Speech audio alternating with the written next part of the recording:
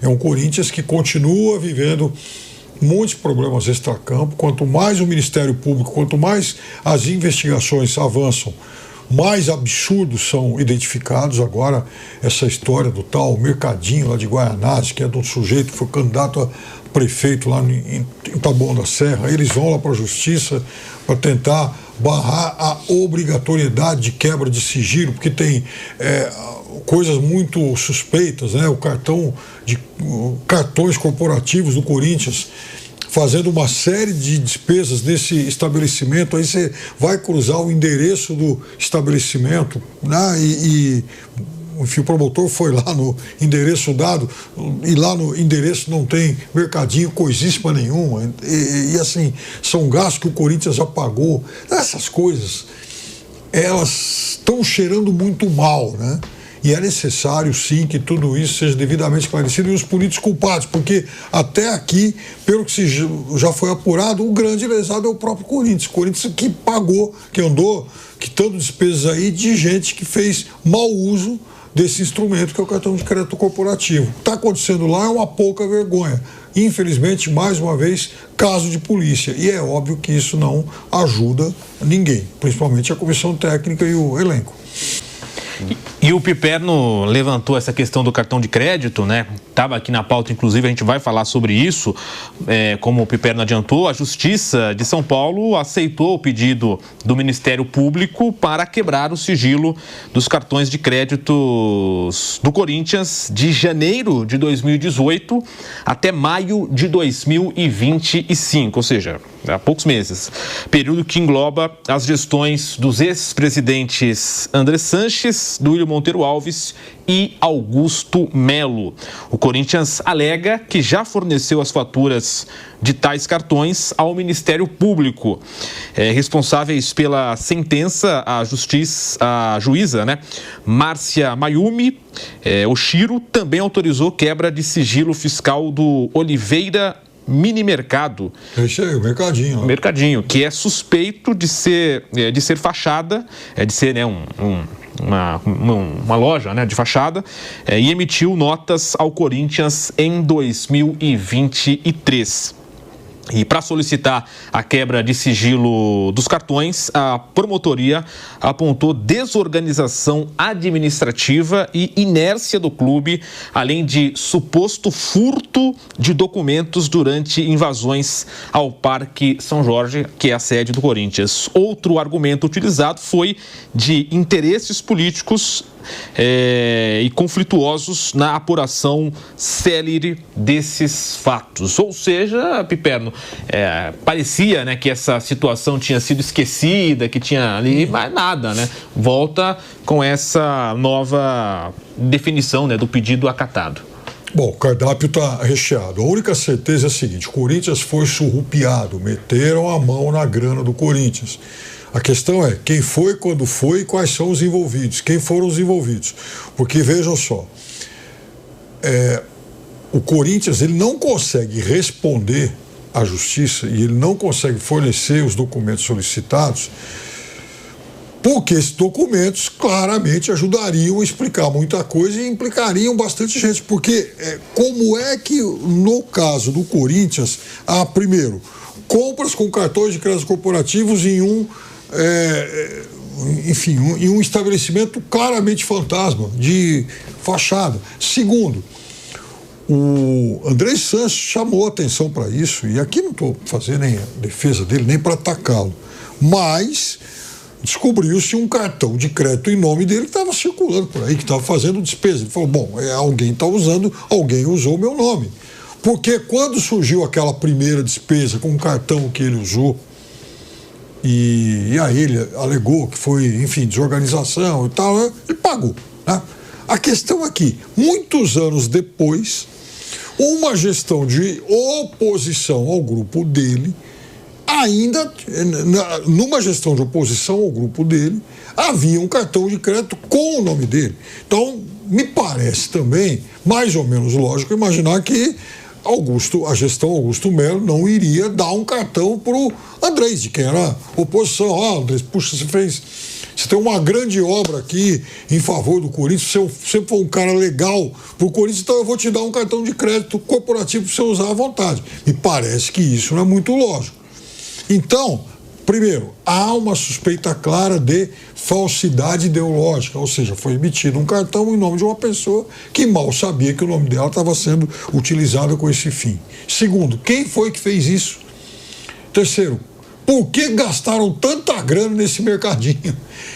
Quarto, por que o Corinthians até hoje não conseguiu fornecer os documentos que possam auxiliar esse tipo de verificação? Então no Corinthians está tudo muito, sabe, está tudo numa zona cinzenta, claramente com o objetivo de esconder práticas não muito ortodoxas aí. Então, tá certo, o Ministério Público tem que investigar a fundo, porque o Corinthians foi lesado, o Corinthians foi roubado. E o associado do Corinthians e também o conselheiro nem, né, nunca boto muita fé, porque são os parasitas da carteirinha que nunca ajudaram muito nisso. Mas o conselheiro que está lá, aliás, mais o sócio que está lá pagando mensalidade, ele tem a obrigação de saber por que o Corinthians está devendo tanta grana e quem foram os caras que sumiram com o dinheiro do Corinthians.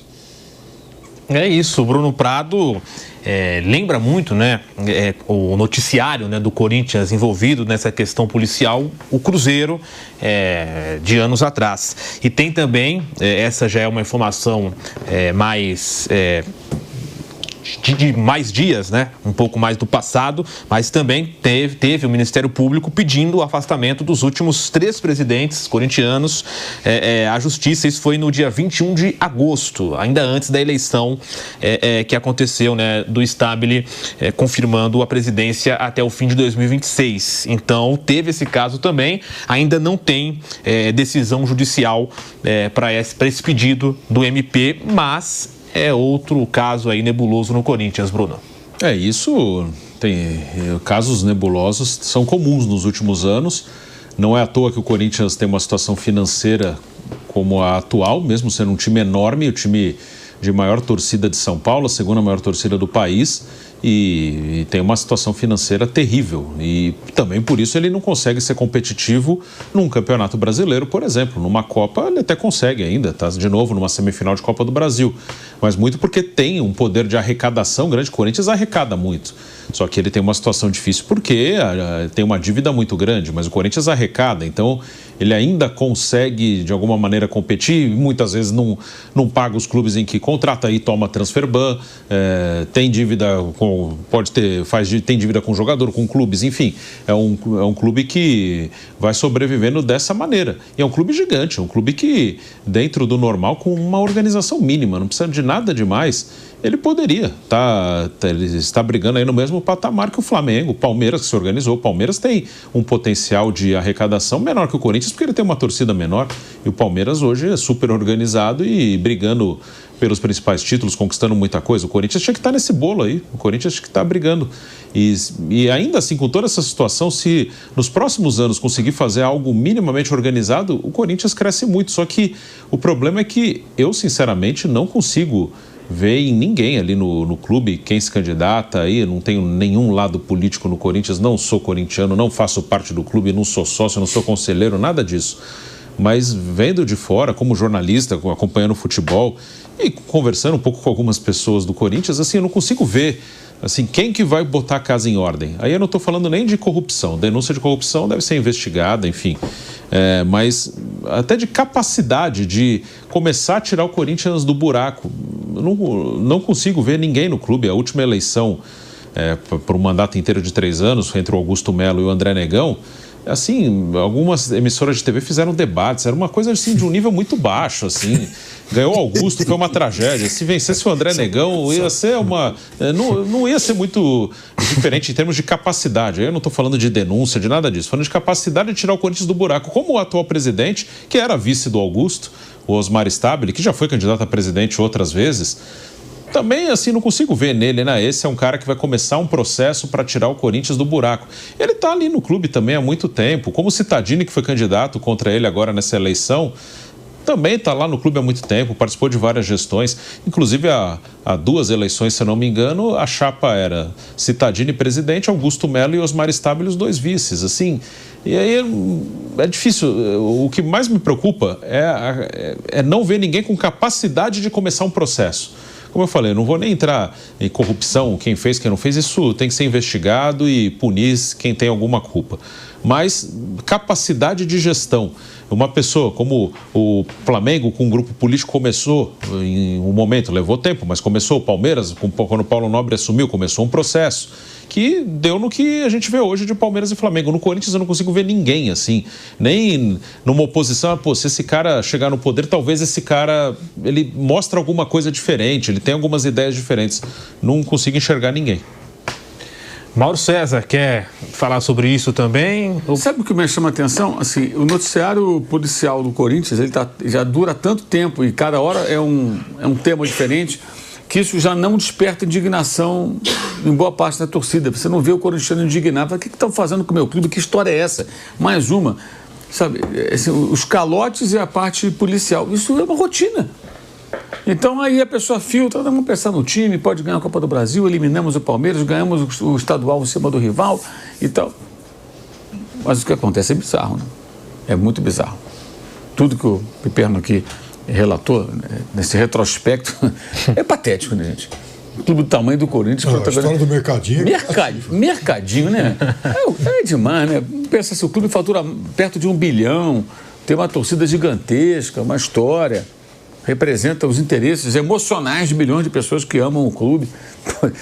É cada coisa, né? Já teve Marmita no passado, agora Mercadinho, cada coisa. Como é que pode? Assim... Aquela senhora lá que usaram como laranja. Teve isso também, Quer dizer, cada hora é uma história diferente. Contrato lá de... Vadibet, né? Cada hora é uma história. E assim, eu não vejo assim, indignação legítima, sabe? Inclusive na imprensa, que é mais atenta ao Corinthians, assim, muito pouco. Isso é para você dar um soco na mesa. Que negócio é esse? Pô, onde nós estamos? Nada. E como disse o Bruno, o atual presidente era o vice do anterior e tal. É mais ou menos ali o mesmo grupo, né? Diferente a conduta em determinadas situações, é inegável, mas a mudança brusca que o Corinthians pede e precisa, ela não há nenhum sinal de que ela vai acontecer. Realmente, se fala muito pouco, né, disso.